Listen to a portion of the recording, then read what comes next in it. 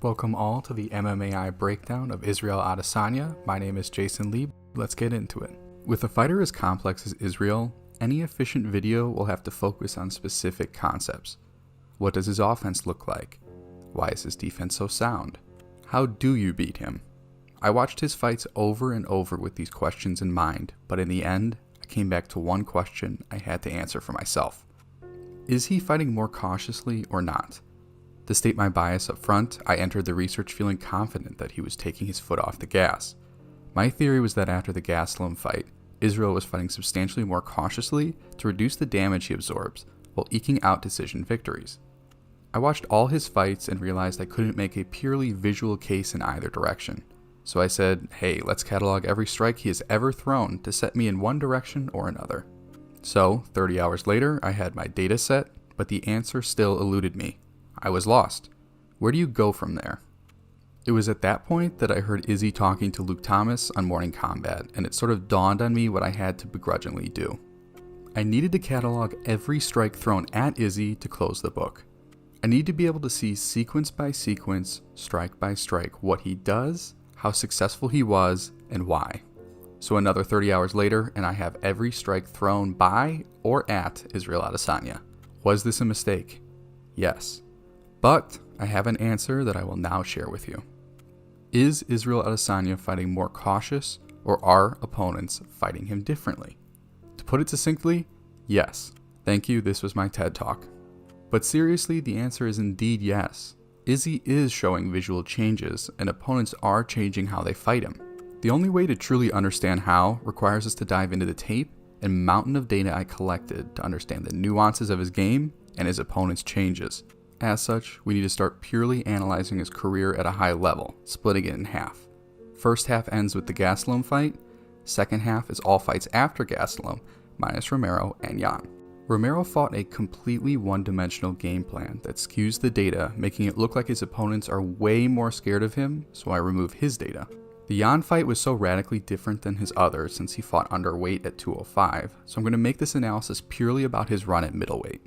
Let's get into a high-level discussion of his style and go from there. The best way to analyze his career as a whole is to look at how his strike outcomes are changing in the first and second halves of his career. I collect 10 separate data points on what the outcome could be. Parries, glances, lands, misses, dodges, among others. The data essentially says that Izzy is fighting near identically aside from a couple key differences. Izzy is landing at a reduced rate while seeing a correlated rise in glancing strikes. Izzy landed at 45.5% in the first half, compared to 37% in the second. Conversely, Izzy glance strikes 17.8% of the time, compared to 20.1% in the second half. The data implies that Izzy is landing with less precision as a whole. The difference between a glance and a land revolves around how hard the contact is in my analysis. A glance is a land with partial contact, lands are full contact like you see on screen. Israel also sees an increase in misses from 13.5% to 19.1%. Most of that difference in land rates seem to come in this area. Izzy is missing more and also landing with reduced precision in the second half of his career compared to the first. But the important question is breaking this data down a level to understand what is pushing the levers of precision and accuracy decreases. To save us the time of breaking down the 25 plus strike types that Israel uses and going point by point on their changes, while visually studying him, I have pared his main offense down to 3 key strike types: open stance 2s to the head, rear foot round kicks to all locations, and lead hand strikes, specifically the jab and lead hook. 2 of those 3 play into a prevailing take on Izzy, that he is relying more on jab leg kick combos in the latter half of his career, which will prove a perfect segue into the next stat analysis after we look at the changes. So first, let's define and analyze open stance 2s to the head. I am showing them on screen now, but an open stance 2 refers to when Izzy uses his rear hand to punch linearly to the head of his opponent while they are occupying opposite stances. Izzy most effectively uses this technique from orthodox open stance and also has his greatest overall success from this setup. In the first half of his career, Izzy lands at a 29% rate, glances 23.7% of the time, and misses 16% of the time. Additionally, these strikes are dodged 20% of the time, and he knocked opponents down 11% of the time he landed. Based on my past strike analysis of strikers like Cyril Gane, Whittaker, Poirier, and McGregor, This is a prodigious level of talent. But herein lies the rub. In the second half of his career, Izzy lands at a higher rate, 37.5%, but this rate masks the fact that his volume has decreased drastically. In the first half of his career, he threw 114 open stance orthodox 2s compared to 16 in the second half. The question for us is, who's causing this, Izzy or the opponent? With the data available at our fingertips, we can answer that question. If we were to take all strikes thrown by Izzy in open versus closed stance as a stand-in for percent of time spent in those situations, Izzy spent 57% of the first half of his career in open stance compared to a mere 23.4% in the second half. If we break that down further to just orthodox open stance, he spent 65% of his first half open stance time in this position and 19.7% in the second half. So does this mean it is Izzy's choice? In fact, no. Using the same percent logic as before, in the first half of his career, he faced southpaws in nearly 2/3 of the strikes thrown his way, compared to a near full reversal at 60% orthodox in the second half of his career. With this in mind, I think we can comfortably say that the volume degradation of Izzy's most potent strike looks to be much more a factor of him fighting more orthodox opponents compared to southpaws. Okay, so with that in mind, let's move to the second most influential strike, the rear foot round kick. Primarily, Izzy again uses this fighting out of open stance orthodox orientation when looking at his career as a whole. Unsurprisingly, based on our last analysis, we see an incredibly drastic drop-off in volume. Izzy landed 22 out of 24 thigh kicks in the first half compared to 2 out of 3 in the second half. When targeting the calf, 12 out of 16 lands in the first, 1 out of 2 in the second. This volume degradation makes essentially the same case as the orthodox open stance 2s, so let's move on to our final strike, the jab/lead hook. To avoid restating the point that his opponent's orientation is essential a third time, let's switch up the lens we view lead hand strikes. Let's instead view Israel's lead hand strikes through a combination volume-based context. The prevailing analysis about Izzy post-Romero fight is that he is relying purely on a jab-leg kick combination to outpoint opponents to conservative victories. My visual take is that this is a severe oversimplification, but eyes can be deceived, of course. Having watched these fights over and over in a mix of slow and real-time speeds, I notice primarily that Izzy is still offensively approaching opponents in the same way. First up, we have to conceptually differentiate between two key ideas, single strikes and combos. Single strikes are like the name suggests, where Izzy throws a single strike and nothing else. I mathematically define combos as 2 or more strikes thrown within 1 second of the prior strike, with the prevailing take on Izzy being that he is fighting primarily behind a simple jab-leg kick combo, and by extension of the cautious implication that he is not as willing to stand in the pocket and throw multiple strikes, which would be seen in a drop in comboed strikes. The data basically says that 2/3 of Izzy's total strikes in the first half of his career were comboed, compared to about 54% in the second half. But crucially, his opponents went from 53% in the first half to a meager 42%. Again, Izzy may be comboing less, but his opponents are too by essentially the same margin. The difficulty is in separating the causality of why this is occurring. So pre-Gastelum, nearly 70% of Izzy's single strikes were 1s or 2s, meaning straight punches with his lead or rear hand respectively. 36% were 1s, 32% were 2s. Post-Gastelum, Izzy's single strikes break down this way: 30% 1s, 25% 2s, and 24.4% 3s or lead hand hooks. If we scale back to pre-Gastelum, 3s only represented around 10% of his single strike offense. Right off the top, what can we learn from this?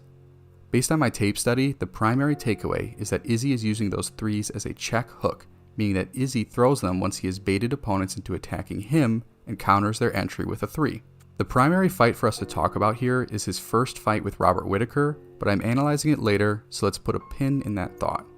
So scaling back, let's go back to that overall lead hand outcome analysis. Here's the thing once again. Izzy sees another drastic drop in volume when going from orthodox to southpaw in lead hand usage irrespective of closed versus open. Percentages don't make this point any clearer than all other data I've shown combined in totality, so let's save time on that. I sit here writing this script asking myself, what does he throw from southpaw? Before data, a quick anecdote. While mulling over this script repeatedly, I was looking for specific techniques that Izzy employed only on specific opponents or more broadly on specific orientations. What I noticed repeatedly was that when facing southpaws, especially Marvin Vettori, Israel loved to utilize a specific combination that I have come to call the Vettori combination. From a closed stance southpaw orientation, Israel would throw a lead uppercut while generally leaping or at least stepping through after first throwing a 2. He used the opponent's overreaction to the 2 to open up a pocket underneath their guard for that lead uppercut to land. A portion of the time he would also follow that uppercut with a rear round kick to punish the thighs and body on the opponent's exit. But the data shows something interesting. In the first half of his career, Izzy threw a mere 8 southpaw lead hand uppercuts, 7 out of closed stance, compared to 37 in the second half, with all coming out of closed stance. But we see an overall decrease in Izzy's volume of rear hand straights from southpaw, but an essentially static rate of closed versus open percentage in the second half of his career. My data brain smells something afoot. One would expect that with this drastic uptick in the visual usage of this combination, we would see a near equal corollary in his rear hand straight usage, but we don't. The uppercut increases near 500%, whereas straights are down around 40%. To understand my thesis, one last anecdote. So I write these scripts sort of in real time. I write an outline of my major concepts, but I analyze data and find the narrative as I go. I think that makes these videos flow in a way that is more intuitive than some statistical presentation with foreshadowing mixed in. I had been stuck on this portion for 2 hours, just repeatedly asking myself, what is Israel doing? Where are these strikes going? What does he throw from southpaw? And that's sort of when I got it. In my video breaking down Makhachev, I obviously got my prediction wrong and was repeatedly accused of bias. I contorted myself in knots trying to be unbiased here, leading to me missing the forest for the trees. All of the prior data is essential to my thesis, but it is only answering half the question. I can make my full thesis with 2 data points. So here's the conclusion. Half of the answer is that opponents have realized what he wants to do and have adapted to it, and the other half is that pure statistical chance has fooled us all with randomness. But probably most importantly, Israel hasn't adapted, and that's the problem. So the first data point proves the former thesis. I outlined the 3 key strike types Izzy uses, but in reality, Israel's rear hand straight from essentially any orientation is one of the most elite weapons I have ever studied. Intelligent coaches, camps, and fighters have realized this and are building their tactical game plan around denying its usage both as an individual strike and as a combo initiator. I have spent however long sort of beating around the bush, never really hitting on the most important aspect. All that efficiency loss we started this with, foundationally, that is due to the denial of the 2. In the second half of his career, we see the volume decrease with efficiency also decreasing, but not nearly at a rate that makes me think it is anything but sample size effects. Israel faced 50% less strikes from southpaw opponents, meaning 50% less chances for elite, open stance orthodox 2s. In those 50% reduced chances, his opponents utilized a denial strategy akin to Rose in her second fight versus Sparza. If they had truly figured out the strike, we would see volume decrease by 50%, coinciding with less opportunities, while also seeing efficiency tank at a larger rate than 50%. Why? Because the volume would be down due to less opportunities, but when he did throw it, we would see opponents have an answer to make it glance more, or to parry, or to block it. Instead, we see Israel drop from 116 open stance ortho 2s to 14, a drop-off of 88%. As such, the efficiency changes are substantially more likely to be based on sampling effects. Essentially, since there are less opportunities, random chance plays a larger role. So our first data point to prove my thesis we will call the Namajunas denial effect. And the last concept leads perfectly into the second half of my thesis. Understanding the second half of my thesis requires us to introduce a new data point.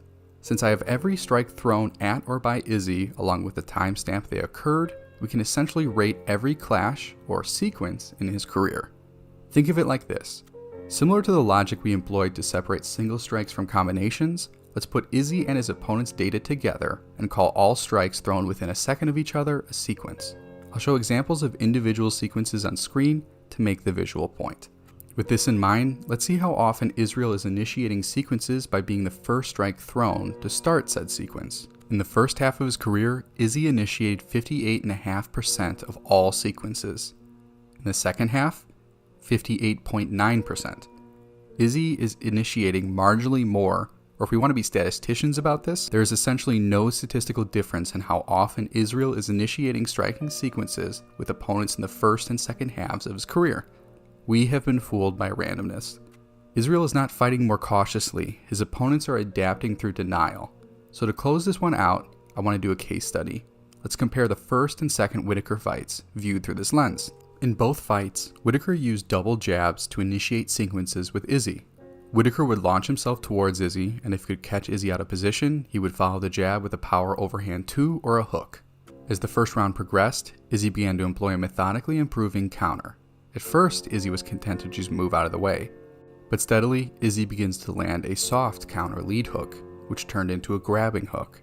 That grabbing immediately turned into Izzy redirecting Whittaker's momentum, followed by a rear hook that landed somewhat hard but mostly served to frame Whittaker's head, followed by a lead hook that absolutely floored the framed off Whittaker to end the first round. Into the second, Izzy repeated this tactic over and over and over until Whittaker, through a mix of exhaustion at his output and damage accumulated, leaves his head open a moment too long and eats the hook square. The other key to Whittaker's strategy in this fight was his patented stomping lead sidekick that he has used ever since Romero blew his knee in their first fight. Whittaker was able to land it early, then it started glancing, and finally Izzy had the timing down and countered by lifting his lead leg and smacking Whittaker with a lead round kick. All this to say, Izzy adapted to the two main strategies Whittaker employed, eventually finishing him to unify the belt. But now we must move on to their rematch.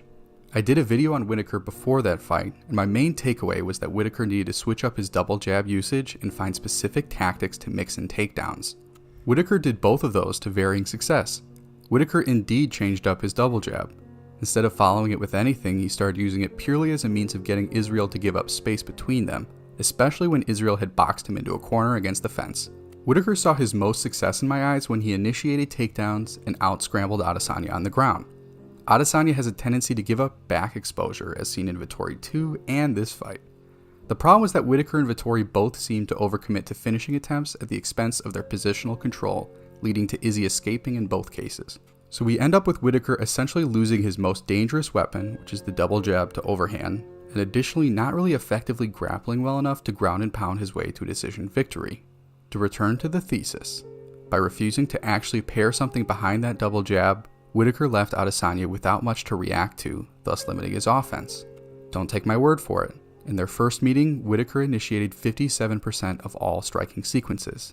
In their second fight, 37%. Whittaker was striking substantially more cautiously against Adesanya. But back to that double jab. In the first fight, Whittaker used that double jab initiation 7 times. 2 of them he ended with nothing behind them. The remaining 5 he followed with rear hand strikes, mainly the straight, but 1 hook as well. In their second fight, 21 double jab initiations, 2 follow-ups, in both cases were lead hooks. Most crucially, 15 of the second fight's 21 were with his back to the fence. Izzy beat Whittaker by countering his most effective weapon, so Whittaker just stopped doing it. So let's wrap this up. I have left one question unanswered throughout this analysis. What does Israel throw from southpaw? Here's what I discovered. I spent a lot of time breaking down situational setups and combos he threw. I have a ton of small answers, but again, by viewing it more high level, the answer becomes clear. The question shouldn't be what does he throw from southpaw, it's what is he no longer throwing from southpaw. To test this, I removed the 98 extra rear hand straights that Izzy threw in the first half of his career, and used some data mining to essentially simulate that original efficiency metric with those strikes removed. What did I find? Izzy's first and second half data becomes substantially closer than it already was. Volume was near identical as well as efficiency. Therein lies the answer. It's not that he's throwing something different, it's that he just isn't throwing the same number of 2s. Simply, Israel hasn't become more cautious, he just hasn't adapted to his opponents denying his favored strike, leaving him visually more in neutral. While there's a lot more depth to dig into here, the answer to the key question has been found. In most videos, I break down how the fighter has to improve, but I lack an actual answer here. It's sort of like asking Esparza what she should have done versus Rose in that second fight. She can't just rush her because she'll get countered to oblivion, so she ends up stuck in neutral doing her best to outpoint Rose to a decision victory. Israel's career post-Gastelum, but really more specifically post-Whittaker, is like a multi-fight Rose vs Esparza 2 playing over and over. What's happening is the denial strategy is forcing Israel to go to a second weapon that he really hasn't shown to reliably have. Scoping out to Israel's fight with Behera, this video is so dense and ideally was focused, so I think predictions and such are not really fitting. I'm going to release my entire notebook of research on those two over on our Patreon in the form of a podcast, along with data visualizations I use to complete this analysis. We have a $1 tier, so if you'd like to support our work, check out the video's description for a link, or Google patreon.com/MMADS. If you like this video, please consider liking, sharing, and subscribing. I only ask because this took a ton of work and it'd help immensely with the algorithm. Thanks for taking the time to listen. Very excited to see the comments. Let me know what you think.